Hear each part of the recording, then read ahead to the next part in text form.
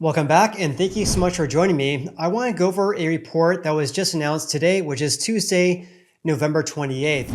This report stated that home prices reached all-time record highs. In fact, when just Googling right now, the headline reads here, home prices hit a new record high in September, rising for the 8th straight month as well. Yahoo News, or Yahoo Finance, home prices hit another high in September despite higher rates.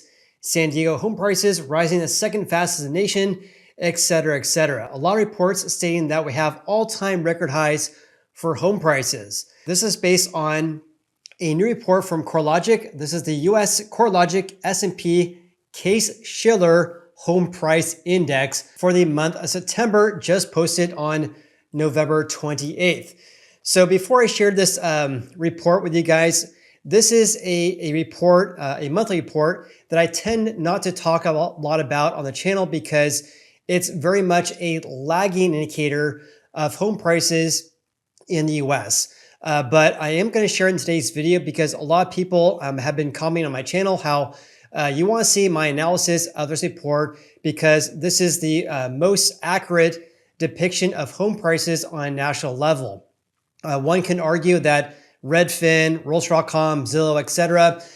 Don't have as much of an accurate reading on home prices because this methodology that Case-Shiller and CoreLogic uses is arguably more accurate than other companies here. This is based on a repeat sales approach, looking at when was the last time that the house was bought compared to the most recent sold price. So they look at a repeat sales index over the previous 3 months. And just for clarification purposes here, I'm going to provide a link in the video description below regarding their methodology of how they come up with this index. It's actually nearly 40 pages long. If you guys are curious, I'll leave a link below for you guys. Anyways, it says here their home prices increased in September, increasing by 3.9%. I want to provide a disclaimer before sharing this report here, which I added a note right here.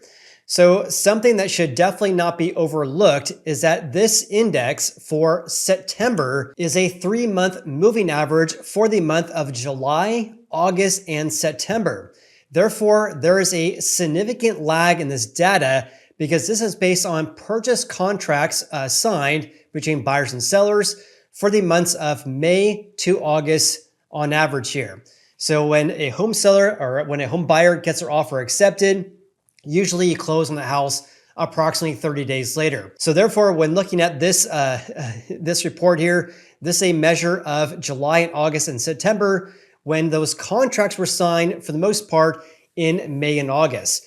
That was when the average 30-year fixed mortgage rates, according to Freddie Mac, was in the range of 6.4 to 7.1%.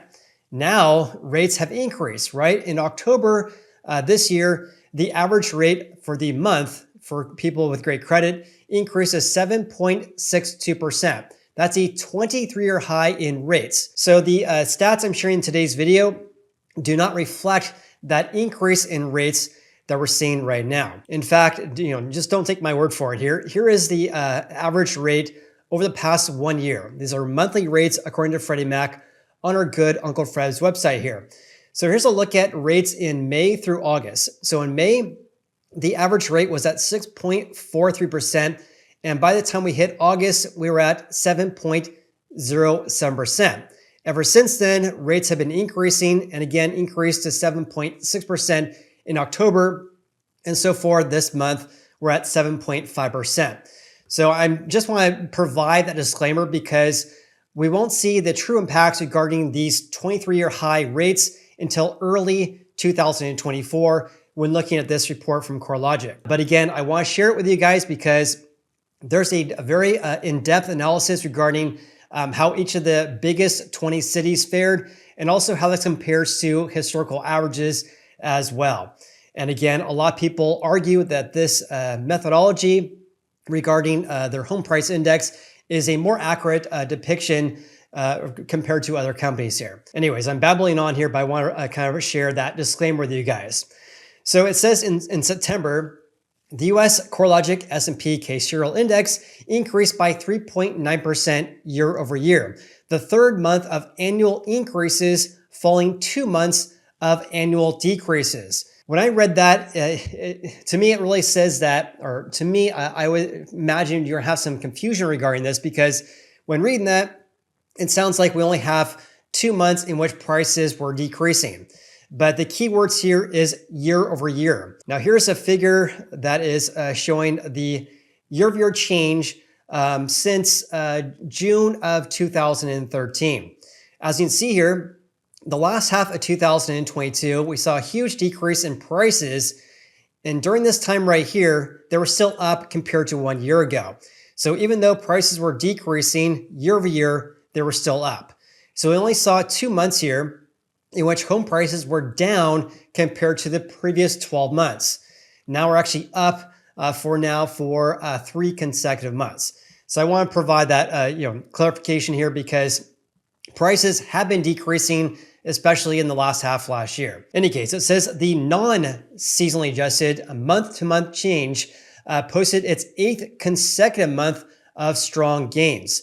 So when not factoring seasonality here, home prices, or their home price index, has now increased for 8 consecutive months, up by 0.3% in September, a smaller increase compared to the one that was recorded in August, but a little bit higher compared to historical norms from 2015 through 2019. And here's a chart showing just that.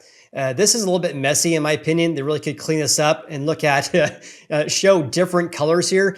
But here's what you guys should be focused on, in my opinion. The dark black line right here is 2022. So prices tanked big time in the summer months last year, and they were more or less flat for the remainder of the year. This year, we're seeing a seasonal decrease, and right now we're up by 0.3%, not seasonally adjusted. So the historical average, this is the average from 2015 through 2019, is this line right there. As you can see here, in January, the average during that time frame was actually higher compared to what we saw in January. Then it got reversed in March, and now we're at a higher level, or I should say ever since March, we're at a higher level month to month compared to historical averages. Now we're a gain of 0.3%, whereas the average, historically speaking, is a gain of only 0.1%. Now, before I share how each of the 20 biggest US cities fared here, they also provided their forecast through 2024. It says overall appreciation in home prices for the rest of 2023 will remain elevated. It also will average, or their forecast is calling for an average of a 3.8% increase in 2023 compared to the previous year. High rates, which are expected to remain above 7% through the middle of 2024, will dampen further appreciation, which is projected to average 3% in 2024. So this year, their forecast is a gain of 3.8%. Next year, a gain of 3%. Leave me a comment below with your thoughts regarding this. So here is what they had to say regarding how each of the 20 and also each of the 10 biggest cities fared here. It says metros with the strongest gains since the beginning of the year include San Diego, up by 10.7%. Then we had Detroit, up by 10%. And then Chicago increased by 8.9%. Now here's a table showing that increase on a month-to-month basis. This is August through September. Then here is the change from July to August. And here's the September 2022 compared to September this year change, the year-over-year change.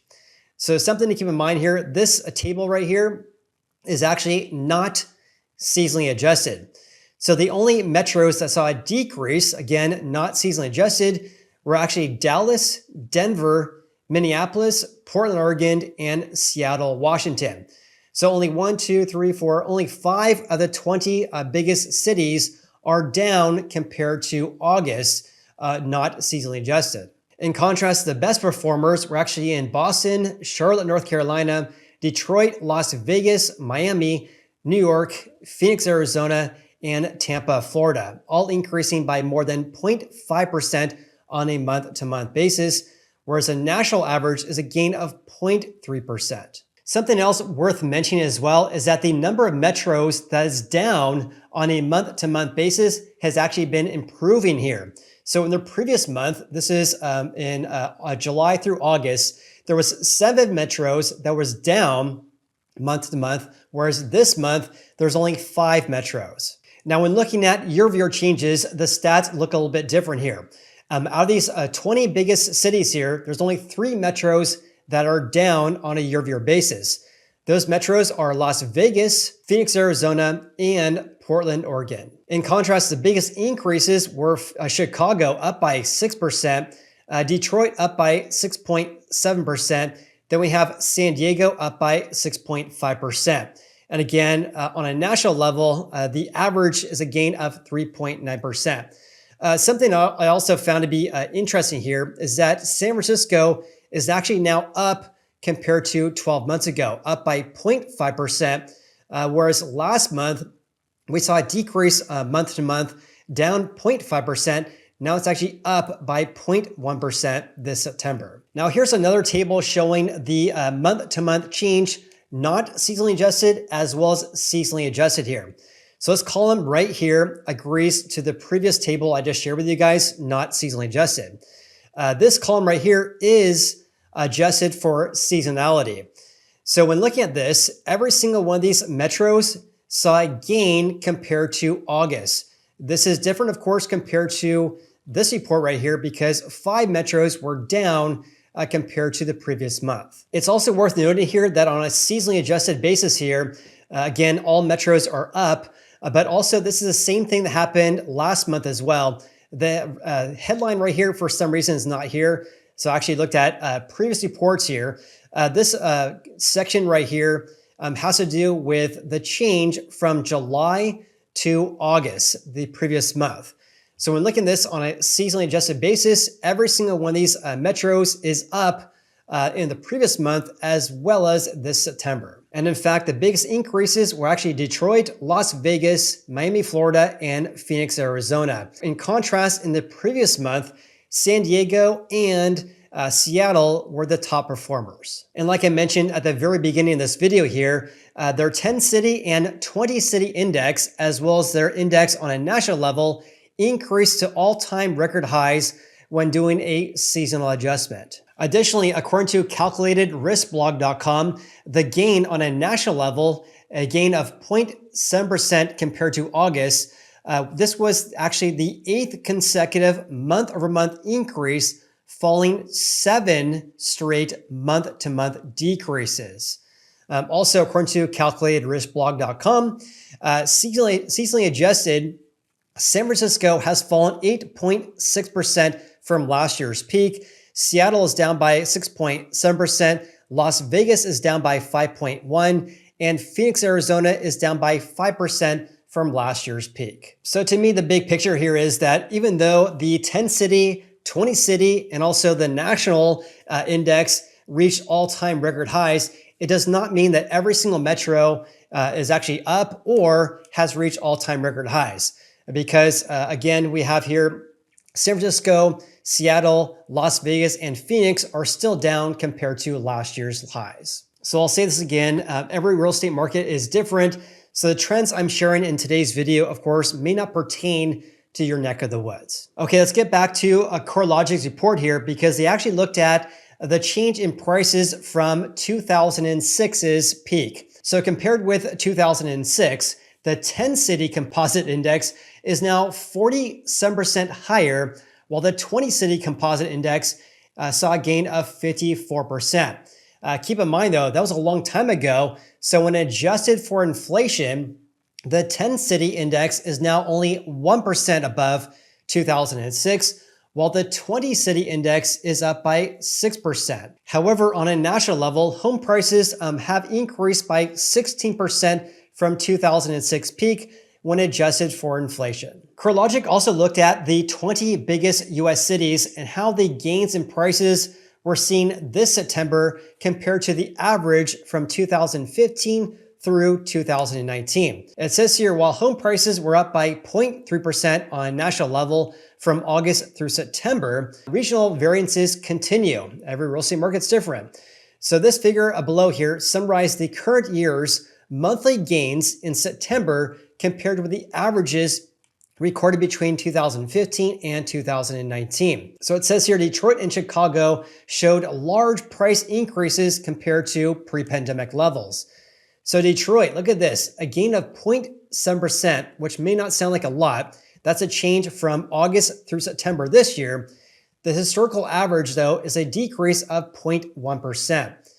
Also, a very big change here as well is Chicago saw a gain of 0.3% versus the average is a decrease of 0.4%. In contrast, some areas saw bigger decreases though. So in Dallas, the decrease this September was a decrease of 0.1%. Historically speaking, they should see a gain of 0.3%. Denver, down by 0.3%, historically up by 0.1%.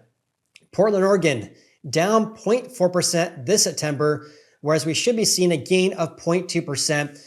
Minneapolis, down 0.4% as well, should be up by 0.1%. And Seattle saw a decrease of 0.5% compared to August, where historically speaking, we should be down by 0.3%. So please leave me a comment below with your biggest takeaways from today's video. Mine is, because this report here is very much lagging, I'm going to be really curious to see what early 2024 looks like once we take in consideration rates over 7.5% that hit in October this year.